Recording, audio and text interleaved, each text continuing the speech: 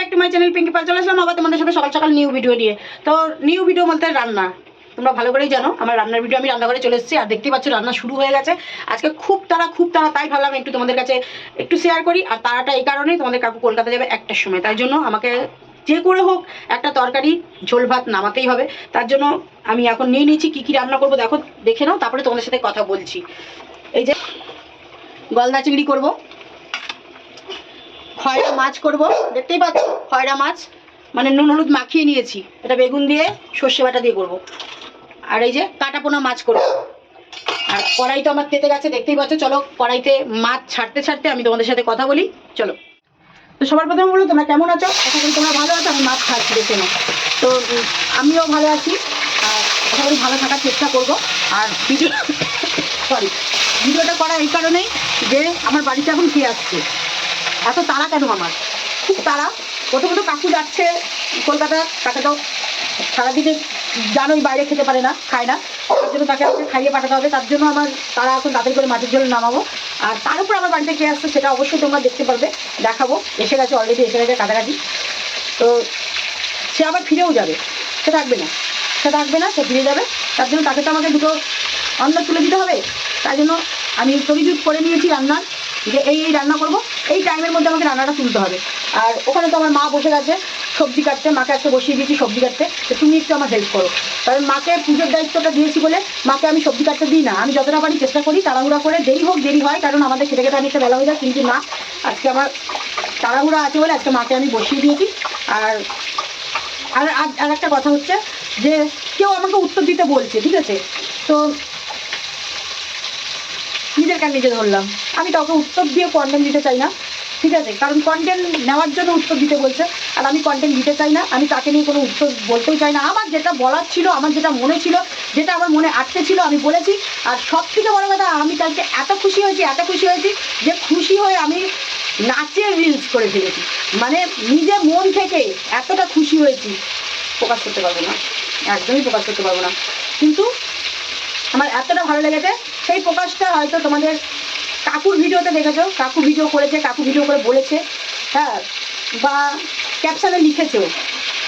সেইটা আমি বলতে পারিনি বলেই আমি নেচে ভিডিও করেছি। কালকে মনে এতটা আনন্দ হয়েছে যে আমি নেচে ভিডিও করেছি।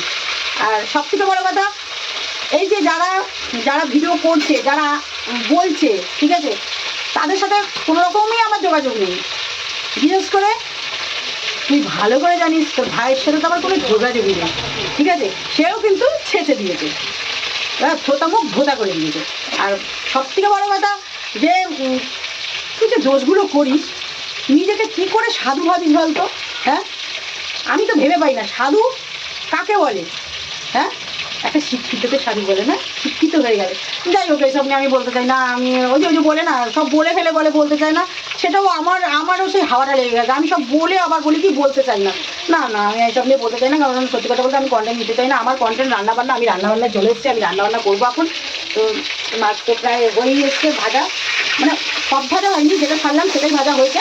তার মধ্যেই তোমাদের সাথে একটু গল্প করে নিই। আর খুব আনন্দ পেয়েছি, খুব খুশি পেয়েছি। আর ফেক চ্যানেল থেকে বা অরিজিনাল চ্যানেল থেকে এসে কেউ বারবার জিজ্ঞেস করে রিমি কোথায় আছে। আরে বাবা, রিমি যেখানেই থাক, তার মা বাবার পারমিশন নিয়ে আসতে গেছে, তোরা কে রে যাওয়ার? হ্যাঁ, রিমি কোথায় গেছে, কোথায় থাকবে, কি করবে, সেটা সবটাই পুরোটা রিমির ব্যাপার। 18 বছর পেরিয়ে গেছে, এই 20 বছরে পড়লো, তা অবশ্যই ওর বুদ্ধি হয়েছে। ও কি করবে, ও কি করে এগোবে, কি করে ওর জায়গাটা ভালো করবে, সবটাই ওর উপরে। ওকে কোনোদিন ব্যাঘাত আমি ঘটাইনি, ব্যাঘাত ঘটাইনি। জাস্ট ওকে একটাই, যে কোনো মেয়ে বিপদে পড়লে মা বাবা তার পাশে দাঁড়ায়, তাকে হেল্প করে। এটাই হচ্ছে সব মা বাবার কাজ, শুধু আমি বলে নয়, এটা যে কোনো মা বাবা তার সন্তান, ছেলেই হোক মেয়ে হোক, বিপদে পড়লে তার পাশে দাঁড়ানোর কর্তব্য হচ্ছে তার মা বাবার। তো সেই জায়গা থেকে আমরা তো মেয়ের মা বাবা, তো সে যখন তার যখন খারাপ লাগবে, তার যখন ভালো লাগবে না, অবশ্যই তার পাশে দাঁড়াবো। আর সেখান থেকে যখন সেই মেয়েটা না বাবু, যখন সেই মেয়েটা নিজে বুঝতে পারে বা বুঝতে পারছে যে না, আমার এইটা ভুল, ওটা ভুল, এই জায়গাটা আমি এইটা ঠিক করে নিতে চাই, বা ওই জায়গাটা আমি ওইটা ঠিক করে নিতে চাই, অবশ্যই করবে, সেটা আমি হলেও করবো। হ্যাঁ, আজকে আমার স্বামীর ভুল থাকতেই পারে, সংশোধন করবো আমি। আমার ভুল থাকতেই পারে, সংশোধন করবে আমার স্বামী। অবশ্যই তাই। সেখানে দাঁড়িয়ে যদি ও 20 বছরে পড়েছে, ওর ভুল ও যদি বুঝতে পারে, ও ভুল বুঝে ও যদি ওর জায়গাটা ঠিক করে নিতে পারে, অবশ্যই আমরা সেটাকে ভাববো যে না, মেয়ে মেয়ের জায়গায় ঠিক করে নিক, মেয়ে মেয়ের জায়গায় থাকুক, মেয়ে মেয়ের মতে চলুক। আর মেয়ে কী করবে না করবে, অবশ্যই 20 বছরে যারা মানে ছোট দূরে দূরে চলে যাচ্ছে, হ্যাঁ, আর এই তো 20 বছর বয়স হয়ে গেছে, অবশ্য ওর ভালো মন্দটা এখন থেকে বোঝার ক্ষমতা ওর হয়ে গেছে। আশা করি ও বড় হয়েছে, ও কি করবে না করবে অবশ্যই ও পুরোটাই ওর পার্সোনাল ব্যাপার। ও ভিডিও করবে, কি ও কোথাও ঘুরতে যাবে বা ও কার সাথে যাবে, কে কাকে ও ভালো করবে, কে ওকে ভালো করবে, সবটাই তাদের পার্সোনাল ব্যাপার।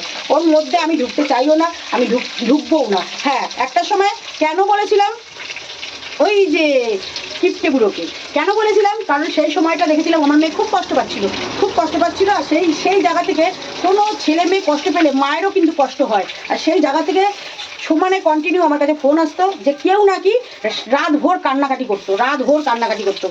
একজনের ফোন আসেনি, অবশ্য আমার বোনের ভিডিওটাই শুনেছো, রাত্রে মানে কান্নাকাটি করে তাকে খুব উত্তপ্ত করা হতো আমার বোনকে।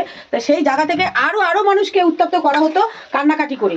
তো তখন আমি তাদেরকে বলেছিলাম যে ঠিক আছে, আমি এটা দেখছি, যদি দুজনকে আমি সামনে বসাবো, কে কী মত দেয় আমি দেখবো, কারণ একতরফা কিছু হয় না। আর সত্যি তো একতরফা কিছু হয় না। যেখানে আমার মেয়েরই মত নেই, সেখানে আমি এগিয়ে কী করবো, আমি এগিয়ে কী করবো, আমার তো এগিয়ে কোনো দরকার নেই। আজকে আমার মেয়ের মত ছিল বলে আমি ধার দেনা লোকের কাছে হাত পেতে বিয়ে দিয়েছিলাম। আজকে সেই মেয়েটা কিন্তু একই জায়গায় দাঁড়িয়ে আছে, একই জায়গায় কষ্ট পেয়েছে, তিলে তিলে কষ্ট পেয়েছে, তিলে তিলে মানে নিজেকে শেষ করে দেওয়ার চেষ্টা করেছে, তবুও কিন্তু সে মানে অসৎ পথে যায়নি। ঠিক আছে, আমরা মা বাবা হয়ে তো বাড়িতে বসে দেখছি, আর সেই মেয়েটা কিন্তু রীতিমতন মা বাবার আয়ত্তেই রয়েছে, আয়ত্তের বাইরেও যায়নি। তো সেখানে দাঁড়িয়ে সেই মেয়েটা একই জায়গায় মন দিয়ে রেখেছে, একই জায়গাতেই রয়েছে।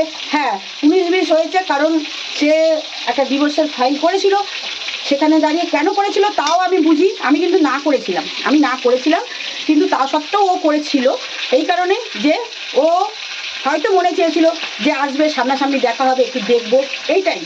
আমি আজকে খোলাখুলি বলে দিলাম, ভিডিওটা ও দেখবে, কিন্তু ডিভোর্সটা ও চায় না। আর যখন দু তরফ থেকে ডিভোর্স চায় না, ডিভোর্সটা তো কখনো হবে না। ডিভোর্সটা তো আমরা করাতে পারি না, আমরা গার্জেনরা কখনোই করাতে পারবো না।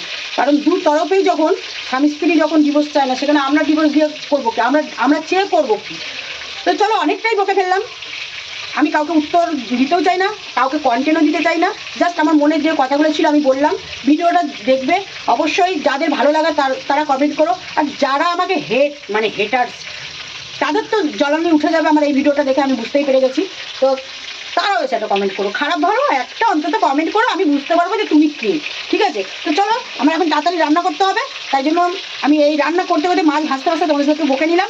নেক্সট ভিডিওতে দেখা হচ্ছে, ততক্ষণের জন্য আজকের মধ্যে টাটা।